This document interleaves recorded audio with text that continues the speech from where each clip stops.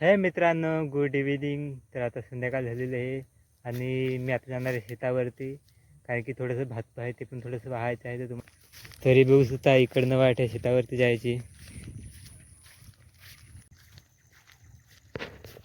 तर बघू शकता इकडनं सर्व भात कापलेलं आहे मी, आणि या शेतामधलं आम्ही जे भात कापले त्यामध्ये आम्ही मूगसुद्धा टाकलेला आहे. तर तुम्हाला दाखवतो. तर हा बघू शकता उगवलेला आहे छोटा छोटा. आणि इकडे हे सर्व मूग आम्ही टाकले या शेतामध्ये. सगळीकडे मूग टाकलेलं आहे. इकडे बघा पावल्या बांधून ठेवलेले आहेत ते तिकडे, आणि इकडे आहे लागलं भात कापायला. काही का कापला भात त्या बाई. इकडे भात कसा पडला आहे पाण्यामुळे.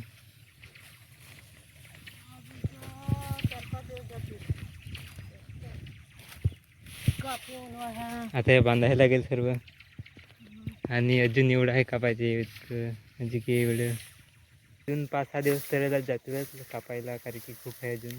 तर पावले जातील.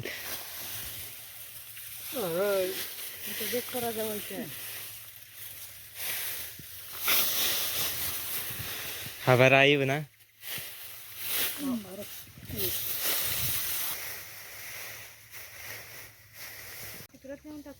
चौदा पाऊल आहे त्या 15 पाऊल आहे. भरा आई द्या लागेल.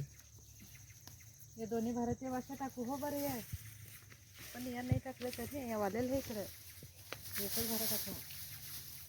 ते आपण वधी तिथं हे नाही याचा ते आणून देतेस ना 2 किलो या पुढे याचा जरा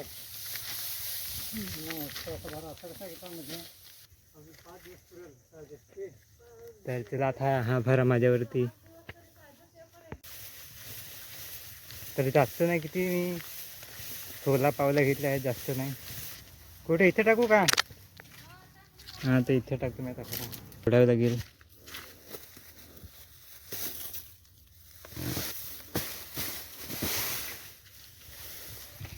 जेवढं होतं तेवढं मी सर्व आलेलं आहे आणि तुम्हाला दाखवतो. तर बघू शकता हे 2 आणि 4 भारे झाले.